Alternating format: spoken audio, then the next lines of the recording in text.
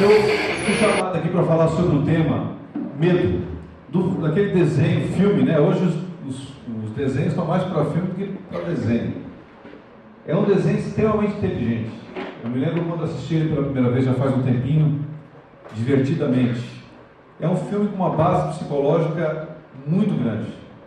E fala, uma das coisas que o desenho trata, uma das coisas, é o medo.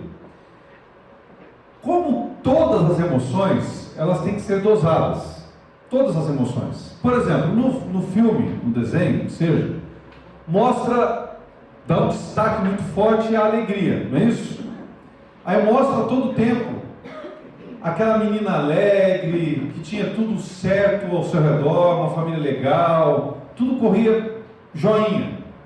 Só que quando nós só temos alegria, e a alegria no cérebro dela não deixava que ninguém mais dominasse, né? Aparece muito forte isso no filme, ninguém mais dominava, só alegria. Até que ela muda de cidade, começa a ver algumas crises, alguns problemas, e a alegria começa a ter dificuldade de lidar com aquilo e começa a ver uma desestrutura completa na mente dessa menina. E cai a família, cai esporte, começa a quebrar um monte de coisa, até as fantasias delas começam a ir embora, porque na verdade ela está na fase da transição, que é na fase da pré-adolescência para a adolescência. Por isso as fantasias começam a ir embora, começa a acontecer um monte de coisa, é bem jóia. Só que a saída, né, a jogada legal do desenho é mostrar, por exemplo, a alegria descobre que a tristeza tinha que também tocar nas lembranças, nas coisas que aconteciam, para dosar alegria e tristeza. Porque todas as vezes que nós só demonstramos alegria, pode se transformar numa euforia. E você sabia que se uma pessoa só demonstra alegria, ela pode estar doente emocionalmente? Porque tudo tem que estar dosado. E no desenho mostra claramente isso. Mostra uma menina que tem os seus conflitos, mas a alegria tentava dominar a sua mente. E é bom viver só alegre, não é? Não é muito bom? Não, não é muito bom. Se nós vivermos só alegres, alguma coisa está errada dentro de nós. Porque nós podemos estar adoecendo. E é isso que o desenho tenta mostrar, por isso que a base dele na parte da psicologia é fantástica. E aí, quando a tristeza toca em todas as lembranças que só a alegria dominava, começa a haver um equilíbrio. E vocês lembram que uma das cenas, pelo menos mais fortes para mim, é exatamente quando a menina, começa a ver a dosagem entre alegria e tristeza, ela abraça os pais e acontece o que? Ela chora. E ela começa a ter um trabalhar dentro dela. E aí, dentro dos personagens tem a raiva, não é isso? Mas tem o medo. Tem o medo. Por exemplo, se eu tenho excesso de alegria e faz mal, claro que faz mal. Se eu tenho excesso de medo, também. Se o medo me domina, ele faz mal para mim, porque é o medo da nossa natureza. Nós precisamos do medo, nós precisamos da tristeza, por incrível que pareça, nós precisamos muitas vezes da raiva, porque ela faz parte da nossa natureza. Mas o medo, ele é essencial para a nossa defesa, ele é essencial para a nossa sobrevivência. O medo, quando há muitos anos atrás, se você cruzasse com um leão no meio da mata e não tivesse medo, o que ia acontecer com você? Morrer pelo leão, né? Encontrasse com um dinossauro dando um rolezinho, o dinossaurinho, vou fazer carinho nele, já era. O medo, na verdade, ele libera dentro de nós hormônios que fazem com que a gente tenha a sensação, a necessidade da fuga. Então, são estruturas dentro do nosso corpo que nos protegem, e o medo faz parte disso. Porém, o excesso de medo é chamado, na psicologia, de fobia. Aí você tem vários tipos de fobia, vários. Quem aqui tem um medo excessivo de alguma coisa? Qualquer coisa que seja. Medo de gatinho, por exemplo. Barata. Mulher quando vê barata acha que é um crocodilo chegando, né? Tá vindo um crocodilo chegando. E é uma barata. Mas pode acontecer. Mas é essa a sensação. Hã? Viajar? A minha esposa, por exemplo, é avião ou não? Ou é qualquer coisa? Não, minha esposa, a gente conversa muito sobre esse negócio, que eu já andei andando de avião, ela fala, se tiver que colocar, vai ter que dar Dramin para mim, diz que ela vai ter que a viagem inteira dormindo. Né? Tem muito medo de viajar. Quem mais tem um medo de alguma coisa excessiva? Tipo, vai? Quem mais? Cachorro, altura, sapo, parece um dinossauro chegando, né? É, mas quem mais? Rato. Rato. Eu conheço também. Conheço, assim, pessoas que têm medo de aranha. Aonde que você falou aranha? Aranha onde? Eu só tenho um pouquinho só de medo de aranha. Não gosto muito de aranha, não. É que eu tive uma cena, e tudo tem a ver com alguma coisa traumática na nossa vida, sabia? Por exemplo, por que eu tenho medo de aranha? Nasci em São Paulo, capital. Palmeirense, pá. Nasci em São Paulo, capital. Líder, não adianta chorar. Nasci em São Paulo, capital. Sempre só prédio, aranha que eu via, era aquelas carinhas que dá no cantinho de parede, aquela que eu via de aranha. Beleza. Meu pai muda para Corumbá, Mato Grosso do Sul, no meio do Pantanal Mato Grossense, porque Corumbá, na verdade, é o coração do Pantanal. Beleza. Moramos lá, os bichinhos, medo, raiva, alegria. O nojinho, está esquecendo do nojinho, é a tristeza. Aí mudo lá pro meio do Pantanal. Beleza, vou tomar meu primeiro banho. Cheguei lá, acho que eu tinha na época 11 anos de idade, 10, 11 anos de idade. E lá, a casa que nós alugamos era uma coisa curiosa, o banheiro ficava fora da casa. O pessoal mais antigo vai lembrar disso. O banheiro ficava fora da casa, só que não era um banheiro daquele que tinha um tiro livre. Tinha plateia, tudo normalzinho e tal, só que era fora da casa. Porque tiro livre é aquele negócio que você escutava. Você escutava o barulho do vento caindo. Eu não. Plof. Dependendo do tamanho. Se estava muito cheio, era rápido. Aí, mudo lá pro Mato Grosso.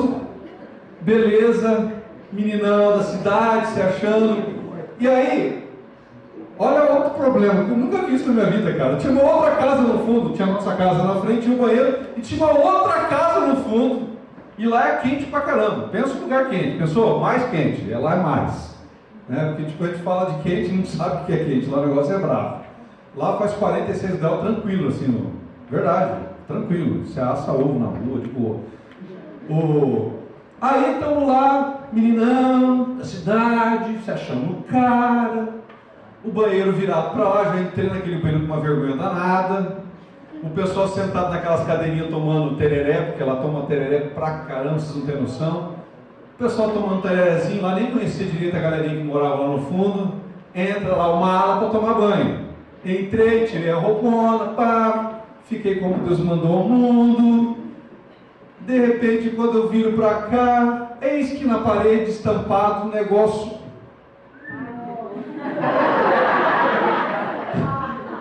Era grande, vocês não têm noção. Eu vi uma caranguejeira, bicho, que eu não, sinceramente, cara, que negócio parecia, sei lá, um mastodonte, assim, um negócio enorme. Eu saí peladão para fora. Não teve conversa. Abri a porta e fui embora. Pergunta se eu não fiquei com trauma de aranha. Fiquei, teve jeito. Então, cada um de nós temos aí um esquema complicado. Porém, o medo ele é essencial. Ele é essencial.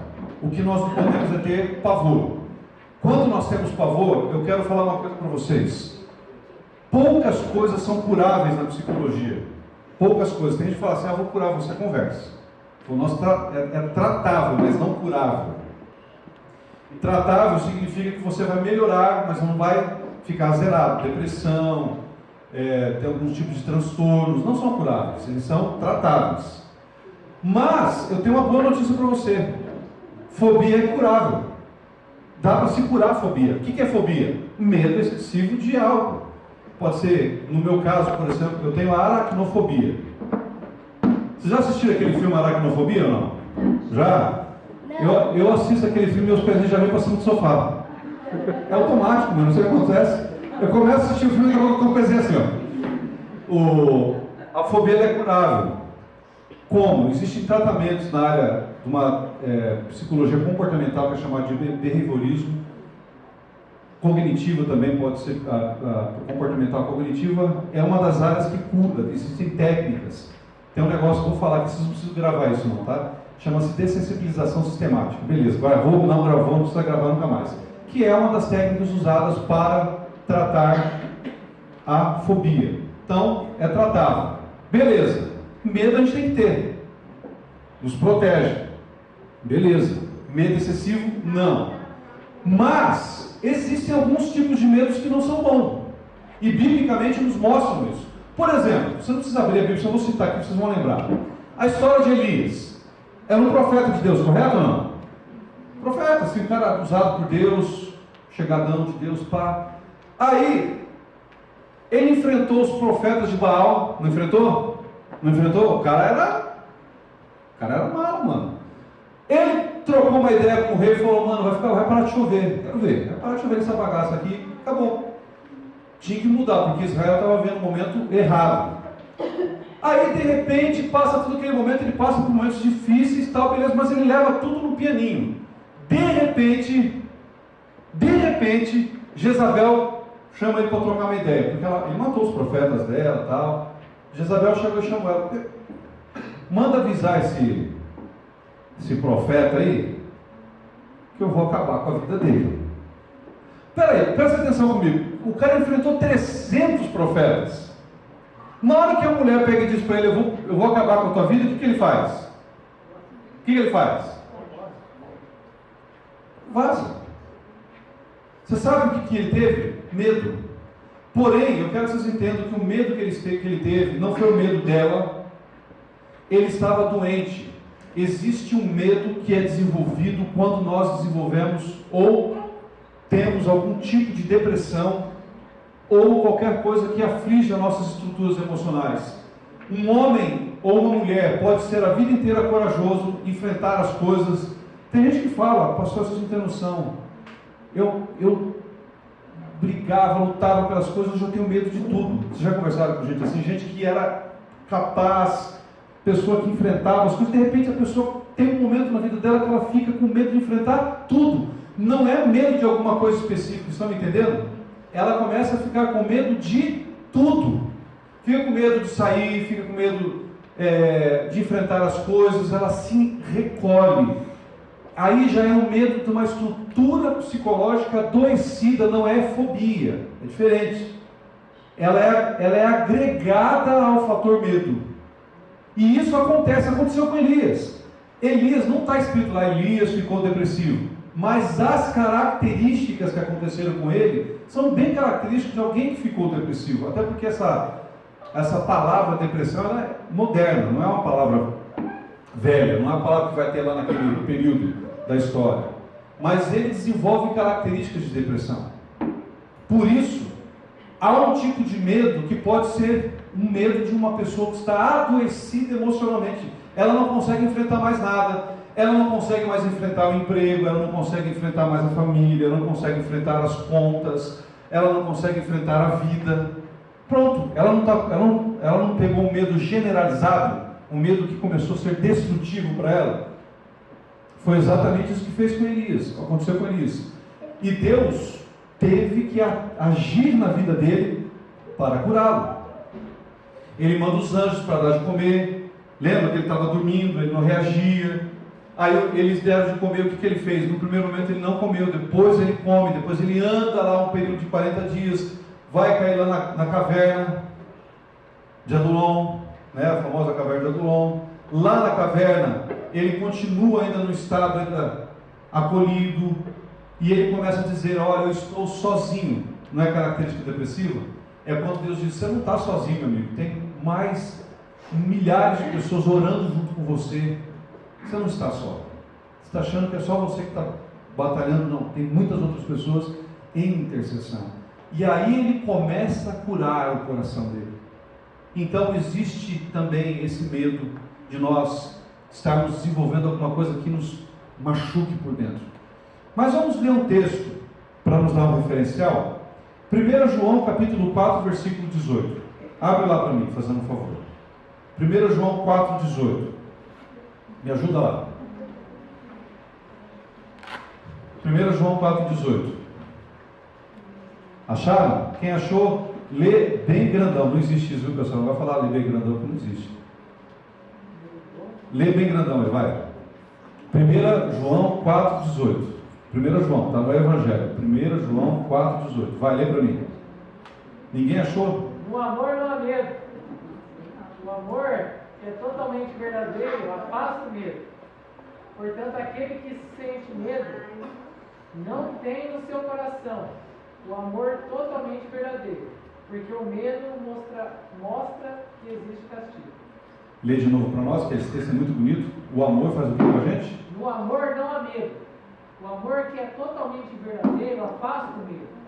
Portanto, aquele que sente medo não tem no seu coração o amor totalmente verdadeiro, porque o medo mostra que existe castigo. Muito bem, olha que lindo. O amor lança de nós, afasta, o amor verdadeiro, que a palavra verdadeiro é muito importante. O amor verdadeiro tira do nosso coração o medo. A qual medo o texto se refere? A qualquer tipo de medo? Não, ele está falando de coisas maiores do que simplesmente medo de coisas, fobia de aranha, problemas sociais, não. É o amor, esse medo aí é relacionado a coisas espirituais. E qual é o amor verdadeiro? Quem é que tem o amor verdadeiro para nós? Quem disse eu sou o caminho, a verdade e a vida? Quem é que disse isso? É Jesus. Ele é o amor verdadeiro. Quando nós temos em nosso coração verdadeiramente Jesus, Ele tira do nosso coração, porque confiança é algo que nos ajuda a enfrentar coisas que nos dão medo.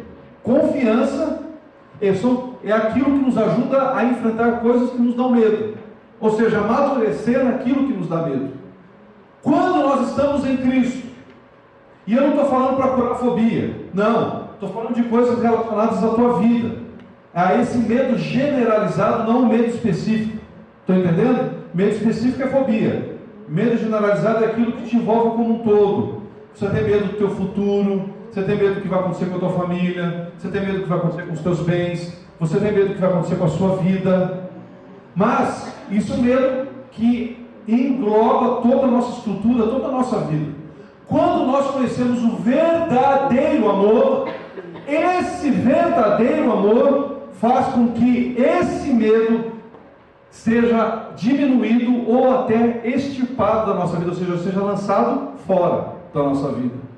Esse é o conceito, por isso nós precisamos tanto de Jesus Cristo em nós, porque quando nós temos confiança em quem é Jesus, a nossa trajetória, a forma como nós vivemos, vai ser completamente diferente daqueles que não têm no que colocar confiança. Mas eu quero falar de um personagem que aprendeu a ter confiança em Deus, Davi. E eu quero falar sobre essa história a partir de alguém que teve medo e não enfrentou e por isso perdeu tudo, e aquele que aprendeu a confiar no Senhor. Essa noite eu quero que você saia daqui pensando nisso. Eu sou alguém que confia no Senhor ao ponto de que o medo seja lançado fora da minha vida, ou o medo tem feito com que eu saiba quem é Deus, mas me destrua nessa caminhada sabendo quem é Deus. Eu quero contar a história desses dois personagens, e é aqui eu quero que vocês me ajudem ali. A história, o tema vai ser esse aqui: vencendo gigantes. Para nós vencermos coisas maiores do que nós, temos que ter confiança. Sem confiança não há como enfrentarmos coisas maiores do que nós, é impossível. Por isso, eu quero falar sobre o tema gigante intocável, algo que amedrontou um período da história. E aqui nós temos, quem que você acha que é esse garotinho aqui? Parece que ele está com uma bengala, mas não é uma funda, tá? Esse desenho aqui não ficou muito bom não, mas é uma funda, tá? Que a funda está parecendo uma bengalinha na mão dele. E quem está caído aqui no chão? Quem que é o nome dele? Golias. Muito bem. É sobre essa história que eu quero trabalhar com você, sobre essa perspectiva. Vamos lá. Eu quero que vocês me ajudem. Vamos ler aqui comigo, lê comigo aqui.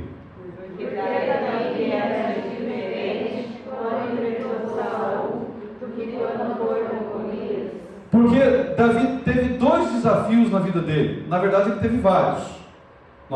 Tem a história do urso, a história de leão, tem coisas que ele vai enfrentar. Depois ele vai enfrentar questões familiares. Mas aqui, antes dessa questão da fase adulta dele. Nesse período, ele enfrenta duas questões muito fortes. Uma é Golias e outra é o próprio Saul. Se você prestar atenção na Bíblia, ele enfrenta Golias, correto? Mas ele enfrenta Saul? Nós vamos entender por quê. Porque o Saul é o rei.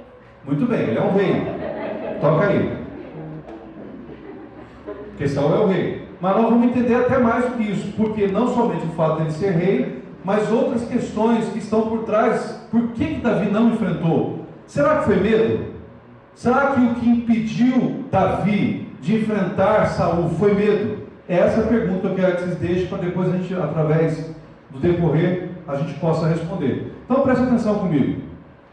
Diante de Golias, ele enfrentou e matou. Ou seja, ele enfrentou algo que ninguém queria enfrentar, correto? Preste atenção, nós vamos ler o texto daqui a pouco. Mas o povo não estava com medo de Golias? Havia um medo, e esse medo partia de quem? De quem tinha que enfrentar o Golias. Quem era? Saul. Então quem estava morrendo de medo, e isso fez com que todos os outros tivessem medo, foi o próprio rei.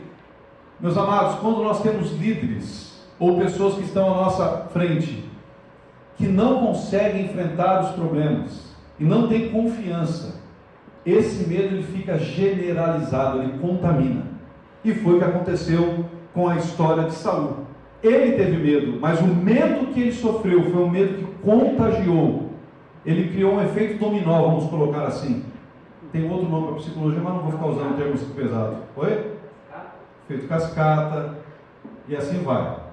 Mas esse medo dele contagiou outros. Isso é muito comum quando nós estamos em grupo, vivemos em grupo, ou vivemos em família. O medo ele se torna histérico. Há uma histeria coletiva, nós chamamos. E o medo pode gerar uma histeria coletiva, que é esse efeito cascata, efeito dominó, quando um com medo começa a afetar os outros que estão próximos a ele, trazendo o mesmo medo, e foi o que aconteceu com Saul em relação ao povo e o seu próprio exército. O rei amedrontou quem? O exército inteiro. Não tinha um que tinha coragem de enfrentar o Golias, porque ali não era uma batalha de exército contra exército. Eles pegaram o melhor guerreiro de um lado e o outro lado tinha que colocar o seu melhor guerreiro, mas ninguém tinha coragem, porque o primeiro que se acovardou foi o próprio rei. Então vamos lá. Então Davi, ele teve coragem de enfrentar Golias, mas diante de Saul ele fugiu, não matou quando teve oportunidade, porque ele teve várias oportunidades de matar Saul e não fez. Ele não o fez.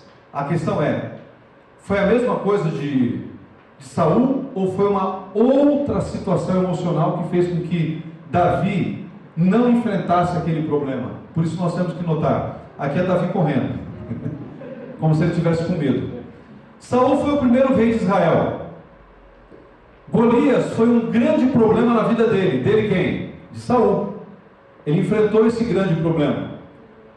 Atitudes do rei Saul. Ele foi um líder brilhante. Foi ou não foi, Saul? Foi um líder brilhante. Se você pegar a história de Saul é bonita. Só que é claro que você vai ter um momento que isso vai mudar, e muito, por desobediência e tal. Mas se você pegar anteriormente, a história desse cara é muito bonita, a história de Saul. Então ele foi um líder brilhante, mas não conseguiu colocar-se sobre o quê? A autoridade de Deus. O que é isso? Colocar-se sobre a autoridade de Deus? Confiança. Aprender a saber que nós temos um Deus que, estando sobre as nossas vidas, dirige a nossa vida. E quando nós fazemos isso e confiamos nesse Deus, é esse amor, é esta confiança que faz com que a gente lance fora o medo e viva uma vida equilibrada, uma vida sadia, nas nossas relações e no nosso relacionamento com Deus. Saul, ele teve um período que ele viveu isso, mas de repente, ele começou a desconfiar, começou a querer fazer coisas segundo aquilo que ele achava, e então ele passou a colocar-se sobre, ele começou a ser desobediente a Deus. Então, quais foram as consequências? Desobedeceu a Deus e foi rejeitado como rei. Outra coisa, outra atitude, ele não lutou com Golias, deixou o povo com medo e ficou aterrorizado. Alguém abra aqui para mim, vocês vão me ajudar agora, já fica lá em 1 Samuel, que vocês vão me ajudar a ler alguns versículos, fica com a tua Bíblia aberta lá. Lê aqui para mim, 1 Samuel 17:11. Lê aí para mim, 1 Samuel, capítulo 17, versículo 11. O que vocês acham aí? Ouvindo Saul e todo Israel essas palavras dos filisteus, espantaram-se e temeram muito. Temeu demais. E quem foi o cara que é citado aí primeiro? Saul, o rei. Porque os filisteus colocaram lá o seu guerreiro e o povo, opa, na hora que viram o tamanho do guerreiro, ninguém quis. Temeram muito, ficaram aterrorizados. Medo. E esse medo começa a partir do rei. Se o rei olhasse para aquele problema, pensa um homem confiante em Deus. Um homem confiante em Deus. Ele olhasse para aquela situação e tivesse orientação do pai, ele enfrentaria ou não enfrentaria aquele problema? O que vocês acham? Ele passaria confiança para o exército ou não? Meu amado, nós temos vários exemplos bíblicos disso. Então, aqui, nós vemos que o medo do rei foi um medo que desestabilizou completamente todos aqueles que estavam ao seu redor. Esse tipo de medo, quando nós não temos confiança em Deus, quando nós não estamos sobre a autoridade de Deus, nós podemos criar ao nosso redor um efeito ruim. Nós podemos passar para as pessoas ao nosso redor essa sensação de que nós não queremos enfrentar as coisas que Deus tem colocado ou permitido em nossa vida. Então vamos lá. Outra coisa, atitude do rei Saul. Permitiu a Davi lutar com o gigante, mas pensou que este seria derrotado, porque na cabeça de qualquer um que estava ali, Davi não tinha a mínima chance. Meu querido, Davi tinha corpo de guerreiro? Não tinha. Ele era franzino, a Bíblia é clara nisso. Tal prova que ele era franzino, que o texto, se vocês lerem com calma 1 Samuel, a Bíblia diz que Samuel emprestou o que para Davi lutar? A armadura. Como é que Davi se saiu com a armadura? Olha, alguém tem que ler bem alto aí, vai. Bem grandão. Quem vai ler? Vai. Sucedeu, porém, tornando ele, quando Davi voltava, de ferir o filisteu com as mulheres de toda a cidade. E saíram ao encontro do rei Saul, cantando e dançando alegremente, com tamborim e com instrumentos de música. Até o 9. E as mulheres dançando cantavam umas para as outras, dizendo: Saul feriu aos seus milhares, porém Davi aos seus 10 milhares. Então Saul se indignou muito, pois aquela palavra pareceu mal aos seus olhos. Ele disse: 10 milhares atribuíram a Davi, e a mim somente milhares que lhe faltam, senão só o rei. Daquele dia em diante, Saul trazia Davi sob suspeita. Está vendo? Daquele dia em diante, Saul trazia Davi como? Mas o que Davi fez? Fala aí para mim, lê esse versículo, o que Davi fez? O que ele fez, meu amado? Nada! E não é assim que começa muita discórdia. Você nunca viu uma pessoa falar assim: mas pastor, eu não fiz nada. Nunca ouviram a pessoa falar isso? Mas eu não fiz nada. Mas simplesmente a pessoa ouviu alguma coisa e não ouviu nada demais, porque o que o povo estava cantando era simplesmente uma exaltação para aquilo que Davi fez. O rei matou 1000, mas Davi matou 10.000. Tipo, Davi é o cara. Mas e daí? Poxa, o rei tinha que falar: é o cara mesmo, está aqui do meu lado, meu braço direito, trazer o cara para perto, somar. Não. Saul começou a vê-lo como alguém que ele tinha que tomar cuidado. Inveja, meu amado. Começou a ter inveja. O que mais? Sentiu-se ameaçado, tinha medo. Oh, coisa difícil. Lê lá para mim, 1 Samuel 18:12. Vai, outra pessoa lê para mim, 1 Samuel 18:12, vai. Saul temia Davi, porque o Senhor era com ele, e se tinha retirado de Saul. Está vendo como confiança em Deus pode destruir quem nós somos? Por que Saul tinha medo de Davi? Porque o Senhor não estava mais com ele. Mas a minha pergunta é: foi Deus que abandonou Saul? Ou Saul abandonou a Deus? Naquele momento da história podia acontecer, isso hoje não pode mais, graças a Deus. Mas meu amado, presta atenção: quem abandona, quem começa a ter atitudes negativas contra Deus, é Saul. A diferença é que Davi não queria nada, ele só queria honrar quem? Deus. Então, por isso, meus amados, preste bem atenção como confiança em Deus nos leva a viver extraordinariamente uma vida cristã sadia. Amém? Lançando fora todo medo. Outra coisa, queria ser o centro das atenções do povo. Quem queria ser o centro das atenções? Davi ou Saul? Saul. Meu amigo, é aí que começou o seu problema. Alguém lê para mim lá 1 Samuel 15:10 primeiro. Vai. Então veio a palavra do Senhor a Samuel, dizendo: Arrependo-me de haver constituído Saul rei, porquanto deixou de me seguir e não executou as minhas palavras. Então Samuel se contristou e toda a noite clamou ao Senhor. Tá certo. Porque ele passou de ser o centro das atenções de Deus. Tá certo? Lê ali para mim agora o versículo 12. Madrugou Samuel para encontrar a Saul pela manhã e anunciou-se que já chegou Saul ao Carmelo, e eis que levantou para si um monumento e dando volta passou e desceu a Gilgal. Ele levantou para si o quê? Quem fez isso? Por que ele fez isso?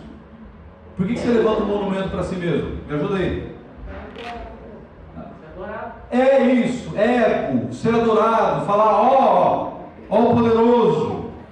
Se fosse Freud dizer que é a imagem fálica dele, né?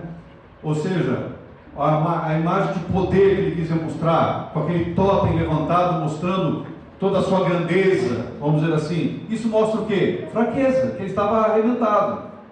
Por isso, quem quer muito mostrar poder, meu amado, geralmente é uma pessoa que tem o que dentro dela? Medo. Sabe aquela pessoa que é dominadora? A pessoa dentro dela, sabe o que ela tem? Medo. Porque a pessoa que tem confiança, ela não precisa exercer medo no outro, ela exerce amor. Essa é a diferença. E por fim, lembra-me o versículo 30 agora.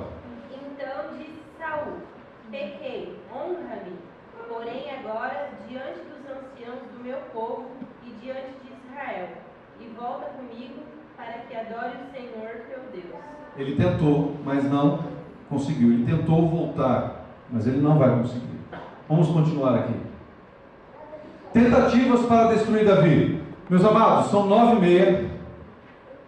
Até que horas que o pastor tem? Me ajuda aí. Já terminou? 5 minutos? Ah, levantou a mão assim. Eu acho que dá mais uns 15 minutos a gente termina.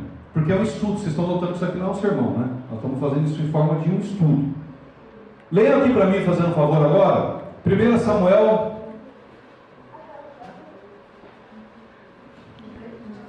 Na verdade, deixa eu ver o que eu fiz aqui.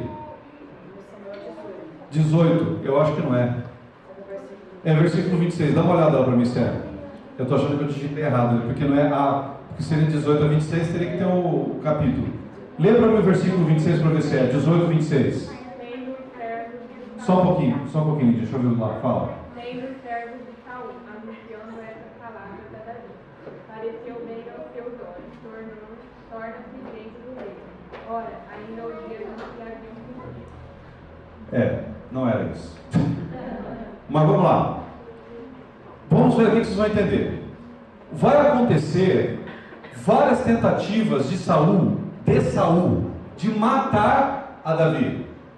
Certo? É isso que eu quero trabalhar com vocês. Tentativas para destruir Davi. Primeira tentativa: joga a lança 2 vezes. É por isso que não é o texto, porque esse texto tinha que falar da hora que ele está tentando jogar a lança em Davi. Ele joga, lança 2 vezes em Davi e não acerta, porque Deus era com Davi. Outra coisa: Saul arremessou a lança dizendo consigo: encravarei a Davi na parede. O desejo era matar mesmo. Ele não queria ferir, ele queria matar Davi. Por quê? É aquilo que ameaça, eu quero destruir. Outra coisa: o que aconteceu? Reação de Davi: desviou-se dele por 2 vezes. Outra, segunda tentativa para destruir Davi: para dar a Mical em casamento exige 100 prepúcios. O que quer dizer isso? Ele queria que Mical, para que casasse com Davi, ele conseguisse 100 prepúcios de filisteus. Prepúcios, não é crepúsculo. Prepúcio é uma palavra esquisita, né? Aí, olha o que acontece. Situação: o rei não deseja dote, ou seja, dinheiro, senão 100 prepúcios de filisteus, para que seja vingado dos seus inimigos. Porquanto Saul tentava fazer Davi cair pelas mãos dos filisteus, ou seja, se ele fosse enfrentar os filisteus para cortar lá os prepúcios do cara, o que aconteceu com Davi? Sempre morrer. O que acontece? Então presta atenção. Davi não trouxe 100, Davi trouxe 200. Mora ou não? Vocês estão entendendo, meu amado? Davi era tanto com ele, ou seja, Davi enfrentou 200 homens e acabou com aqueles homens e cortou o prepúcio dele. Vocês, com calma, vocês olham o que é prepúcio. É que aqui tem várias idades, não vou falar. Mas, ou seja, para ele ter feito isso, ele teve que matar os caras. Ele não podia chegar para o cara: você deixar eu cortar teu prepúcio, não ia dar certo. O cara fala: não dá pra você fazer isso, filho, vai ficar pequenininho demais. Não vai ter jeito. Então, já vai entender, já deve entender. Então ele teve que matar os caras. Ele pediu 100, Davi trouxe 200. Deus era com ele, né? Está vendo? Confiança. Outra coisa, a terceira tentativa: mais uma vez tenta matar a Davi com a lança. Ele tentou uma primeira vez, não conseguiu. De novo tenta.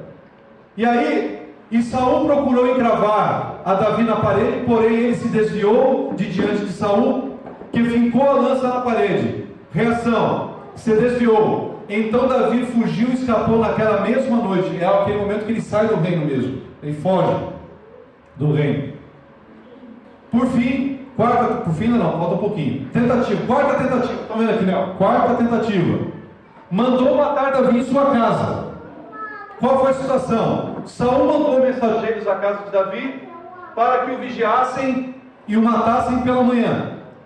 Qual foi a reação? Então Mical, que é a esposa dele, o avisou e desceu Davi por uma janela, e ele foi e fugindo, escapou, não conseguiu de novo. Quinta tentativa: foi ao deserto e em Engedi para matar a Davi. Situação: levou 3.000 homens e entrou na caverna para fazer suas necessidades, dormir e outras cositas más. Entrou na caverna para fazer suas necessidades. O que acontece? Davi estava no fundo da caverna e esse apenas cortou um pedaço da sua roupa. Preste atenção. Saul estava com 3.000 homens para matar Davi. Davi vai sozinho, se aproxima do rei Saul, corta um pedaço lá da roupa dele e sai. Ou seja, ele deixou uma mensagem para Saul. Qual foi a mensagem que ele deixou? Primeiro, eu não tenho medo de você. Segundo, se eu quisesse te matar, eu tinha te matado, amigo. Deixou uma mensagem clara para Saul. O cara foi lá com 3.000 homens. O cara foi lá e entrou lá no lugar. É muito corajoso, né? Vamos lá. Depois de ficar falando de The Avenger, apesar que eu amo. Tentativa. Sou mais o Thor. Aquele corpão. Tentativa. Procura matar a Davi. A sexta tentativa. Novamente no deserto de Zif. Situação.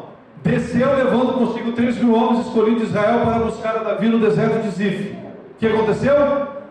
Foi ao acampamento e enquanto Saul dormia, olha lá de novo, pegou o jarro e a lança. Agora ele aumentou o negócio. Pegou o jarro e a lança. A lança de quem? A lança de Saul. Ele pegou a lança de Saul.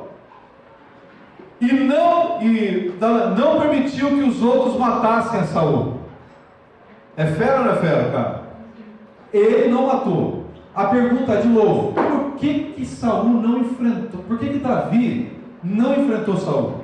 Medo? Calma. Lembra que eu perguntei lá no início? Por que tudo isso aconteceu e ele não enfrentou? Essa é a última tentativa. Está também no finalzinho agora, viu, pessoal? Vamos lá. Por que Davi não matou Saul? Aí que é a pergunta final. Por quê?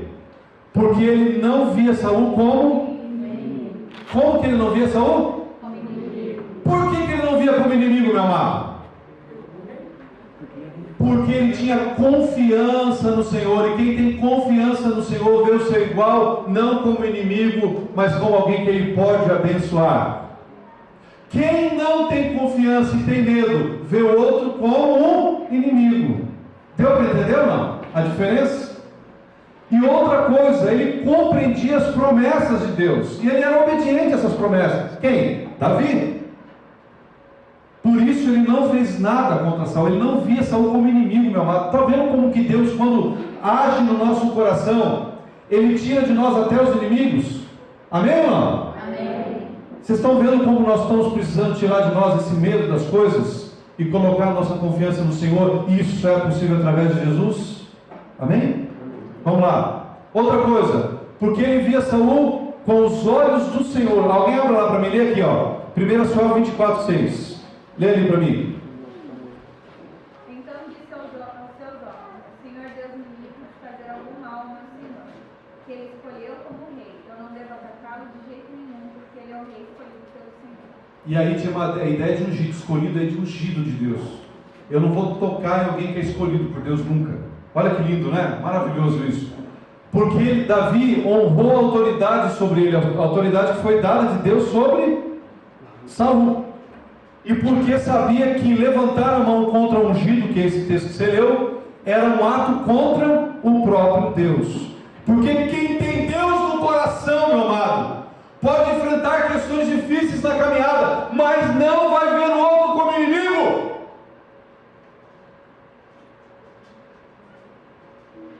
Você vai ver aquele outro como alguém que tem a mão de Deus sobre a vida dele, e você não vai querer fazer mal para ele. Agora, quem tem o seu coração contaminado, está com medo, a sua confiança não está em Deus, ele vai ver o outro como inimigo e vai fazer tudo para fazer mal ao seu próximo. Então, meu amado, Davi não tinha medo de Saul. Davi tinha muita confiança em que era Deus na sua vida. Que bênção, não é? Bem, agora no finalzinho eu quero que vocês entendam o seguinte: o que fazer quando o meu amigo, voltando, o que fazer quando o meu inimigo é o meu chegado, alguém que está próximo de mim? Entregar a causa ao reto juiz. Alguns versículos rápidos agora, vamos terminar. Vai lá comigo. Isaías 32:22, vai lá.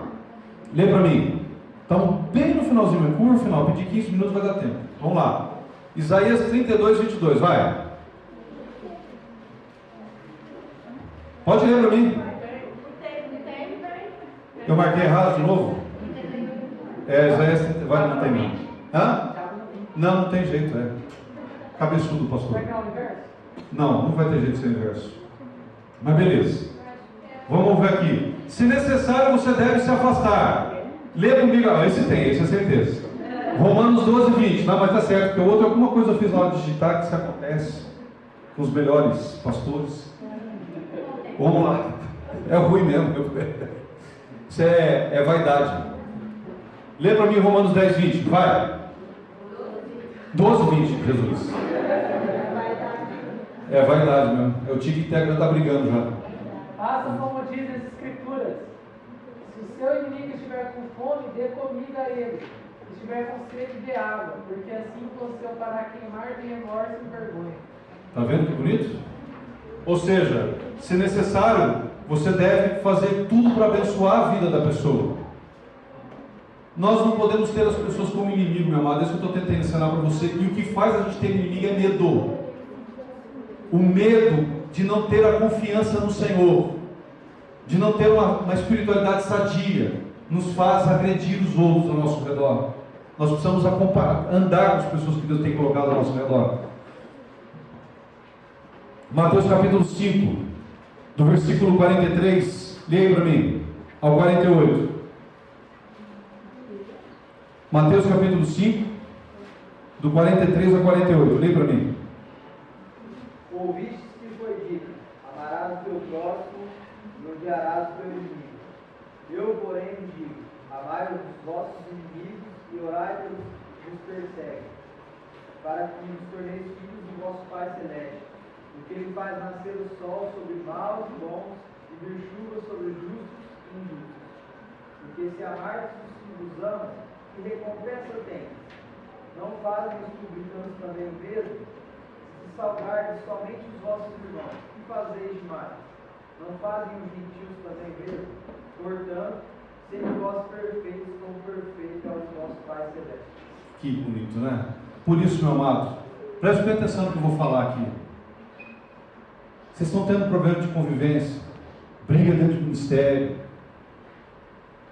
Eu digo uma coisa, sabe o que nós estamos precisando? De Jesus em nossas vidas. A cura é confiança no Senhor. Porque se meu coração está em Deus, eu vou amar as pessoas que estão ao redor.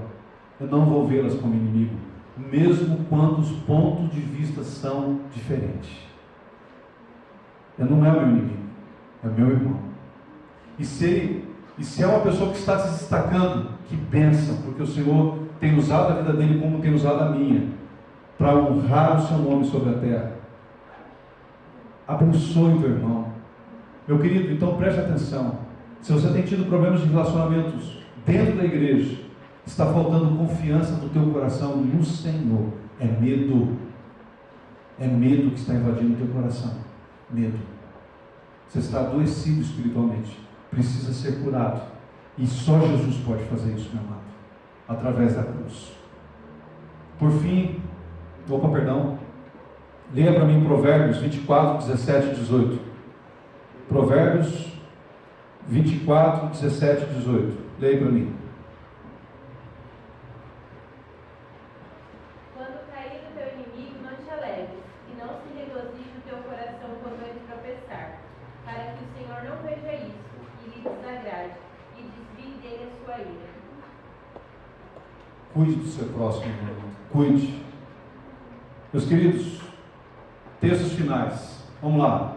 Porque não temos que lutar contra a carne e o sangue, mas sim contra os principados, contra as potestades, contra os príncipes das trevas deste século, contra as hostes espirituais da maldade nos lugares celestiais. Leia aqui comigo agora, bem forte, vai. Portanto, tomai toda a armadura de Deus, para que possais resistir na alma, e havendo feito tudo, ficar firmes. Porque a nossa luta não é contra sangue e carne. Como é que eu não luto contra pessoas? Quando eu confio no Senhor. A armadura que nós colocamos, espiritualmente falando, não é para outras pessoas. É uma armadura de cunho espiritual, para que a gente possa abençoar vidas. Que Deus possa nos ajudar, através desse texto que nós estudamos essa noite, olhando para a vida de Davi e de Saul.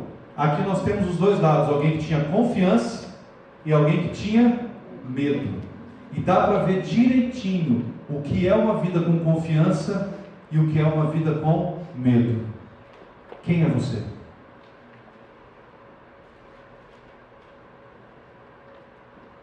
Vamos orar?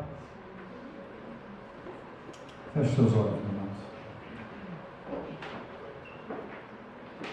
Feche seus olhos. Espero que o Senhor possa ter te ajudado a olhar várias circunstâncias do teu coração essa noite. Meu querido, minha irmãzinha, meu irmãozinho,